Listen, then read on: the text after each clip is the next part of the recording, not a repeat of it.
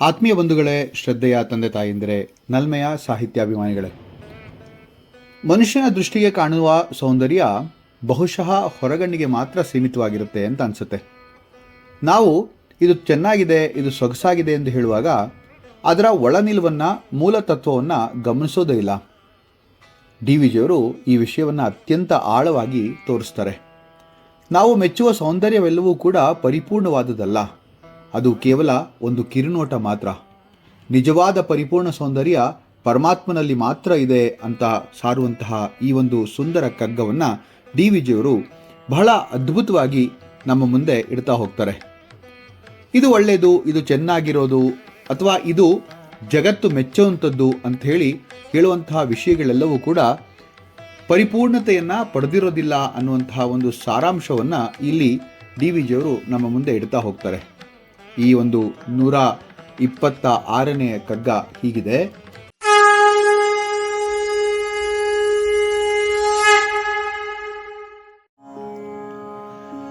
ಒಳಿತೆಂದು ಸೊಗಸೆಂದು ಜಗವು ಮೆಚ್ಚುವುದೆಲ್ಲ ಕಲೆಕಣಗಳು ಮಾತ್ರ ಪೂರ್ಣಂಗಳಲ್ಲ.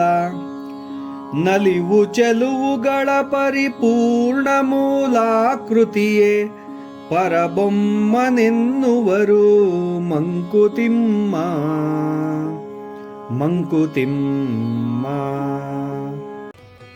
ಒಳಿತೆಂದು ಸೊಗಸೆಂದು ಜಗವು ಮೆಚ್ಚುವುದೆಲ್ಲ ಎಂದರೆ ಈ ಜಗತ್ತು ಯಾವುದನ್ನೆಲ್ಲ ಬಹಳ ಚೆನ್ನಾಗಿದೆ, ಸೊಗಸಾಗಿದೆ ಅಂತ ಮೆಚ್ಚುತ್ತೋ, ಕಲೆ ಕಂಗಳು ಮಾತ್ರ ಪೂರ್ಣಂಗಳಲ್ಲ. ಆದರೆ ಅವೆಲ್ಲವೂ ಕೂಡ ಕೇವಲ ಒಂದು ಭಾಗ ಮಾತ್ರ, ಅಂದರೆ ಸಂಪೂರ್ಣತೆ ಅದರಲ್ಲಿ ಇಲ್ಲ ಅಂತ, ಪರಿಪೂರ್ಣವಾದದ್ದಲ್ಲ ಅನ್ನೋ ಅರ್ಥ. ಚೆಲುವು ನಲಿವುಗಳ ಪರಿಪೂರ್ಣ ಮೂಲಾಕೃತಿಯೇ ಈ ನಿಜವಾದಂತಹ ಸೌಂದರ್ಯ ಮತ್ತು ಸಂತೋಷದ ಮೂಲ ಸ್ವರೂಪ ಎಲ್ಲಿದ್ದು ಹಾಗಾದರೆ ಅಂತ ಅಂದ್ಕೊಂಡ್ರೆ ಅದು ಪರಬೊಮ್ಮನೆನ್ನುವರು ಮಂಕುತಿಮ್ಮ. ಅಂದರೆ ಆ ಒಂದು ಪರಮಾತ್ಮ, ಪರಬೊಮ್ಮ ಅಂದರೆ ಆ ಪರಮಾತ್ಮನೇ ಮೂಲಾಕೃತಿ ಅಂಥೇಳಿ ಹೇಳುವಂತಹ ಮಾತನ್ನು ಬಹಳ ಸೊಗಸಾಗಿ ಹೇಳ್ತಾರೆ. ಇಲ್ಲಿ ನಾವು ಒಂದು ಸುಂದರವಾದಂಥ ಉದಾಹರಣೆಯಿಂದ ಇದನ್ನು ಅರ್ಥ ಮಾಡ್ಕೊಳ್ಬಹುದು.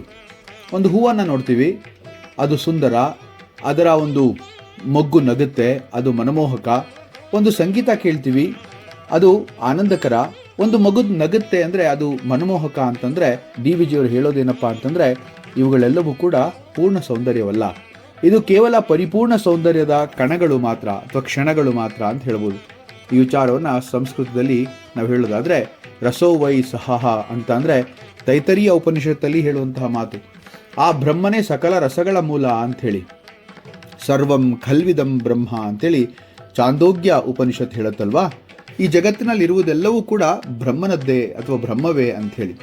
ಅಂದರೆ ನಾವು ಕಾಣುವಂತಹ ಸೌಂದರ್ಯವೆಲ್ಲವೂ ಕೂಡ ಪರಬ್ರಹ್ಮನ ಒಂದು ಚಿಕ್ಕ ಪ್ರತಿಬಿಂಬ ಮಾತ್ರ ಅಂಥೇಳಿ.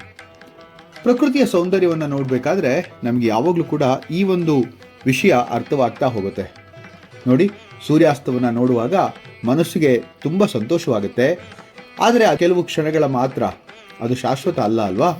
ಇದರಿಂದ ಗೊತ್ತಾಗೋದೇನಪ್ಪ ಅಂದರೆ ಅದು ಕೇವಲ ಕಲೆ ಕಣ ಮಾತ್ರ ಅಂಥೇಳಿ. ಮನುಷ್ಯನ ಸೌಂದರ್ಯ, ಯಾವ ವ್ಯಕ್ತಿ ಬಹಳ ಸುಂದರವಾಗಿ ಕಾಣ್ತಾಳೋ ವಯಸ್ಸಾದಂತೆ ಅದು ಮಬ್ಬಾಗಿ ಹೋಗುತ್ತಲ್ವಾ, ಕಡಿಮೆ ಆಗ್ತಾ ಹೋಗುತ್ತಲ್ವಾ. ಅಂದರೆ ಆ ವಯಸ್ಸಿಗೆ ತಕ್ಕನಾದಂತಹ ಸೌಂದರ್ಯ, ಕಾಂತಿ ಇತ್ತು. ಆದರೆ ವಯಸ್ಸಾದ ನಂತರ ಆ ಸೌಂದರ್ಯ ಮತ್ತು ಆ ಕಾಂತಿ ಕುಗ್ತಾ ಹೋಗುತ್ತೆ. ಅಂದರೆ ಬದಲಾವಣೆಯ ಒಂದು ಸೂತ್ರವೇ ಇದು ಅಂತಂದರೆ ತಪ್ಪಾಗಲ್ಲ. ಯಾಕೆ ಅಂತಂದರೆ ಪ್ರಕೃತಿ ಬದಲಾಗ್ತಾ ಹೋಗುತ್ತೆ. ಸಂಪೂರ್ಣ ಸೌಂದರ್ಯ ಆ ಪ್ರಕೃತಿಲಿ ಯಾವತ್ತೂ ಇಲ್ಲ ಅಂತ. ಆದರೆ ಸೌಂದರ್ಯ ಮಾತ್ರ ಆ ಕ್ಷಣಕ್ಕೆ ಅದ್ಭುತವಾಗಿ ಕಾಣುತ್ತೆ.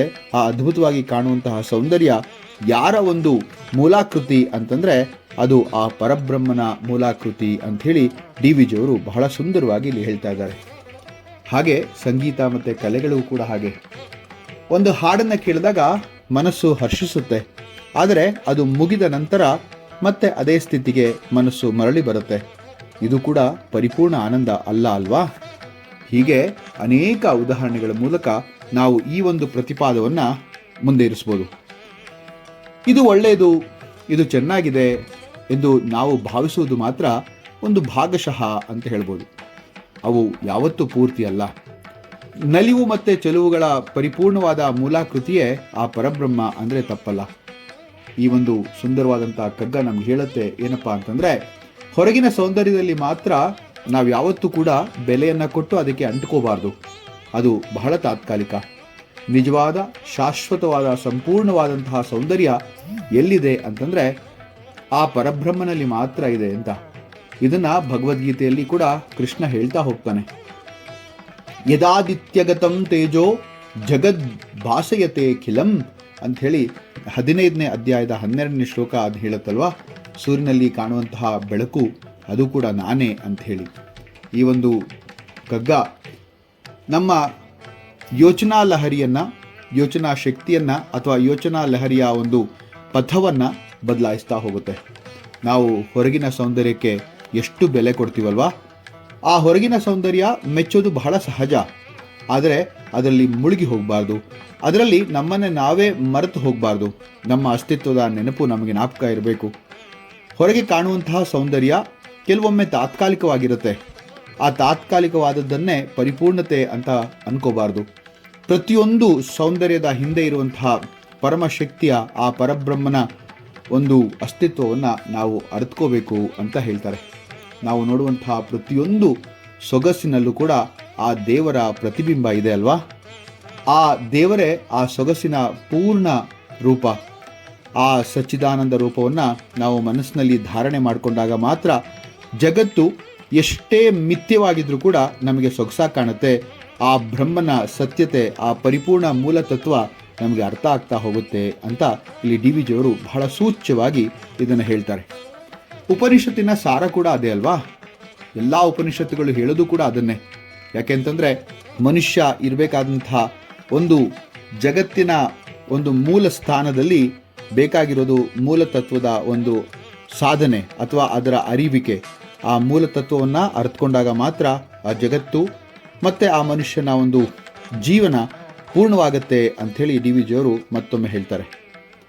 ಒಳಿತೆಂದು ಸೊಗಸೆಂದು ಜಗವು ಮೆಚ್ಚುವುದೆಲ್ಲ ಕಲೆ ಕಂಗಳು ಮಾತ್ರ ಪೂರ್ಣಂಗಳಲ್ಲ. ನಲಿವು ಚೆಲುವುಗಳ ಪರಿಪೂರ್ಣ ಮೂಲಾಕೃತಿಯೇ ಪರಬೊಮ್ಮನೆನ್ನುವರು ಮಂಕುತಿಮ್ಮ. ಪರಬೊಮ್ಮನೆನ್ನುವರು ಮಂಕುತಿಮ್ಮ. ಮುಂದಿನ ಕಗ್ಗದೊಂದಿಗೆ ಮತ್ತೆ ಭೇಟಿಯಾಗ್ತೇನೆ. ನಮಸ್ಕಾರ.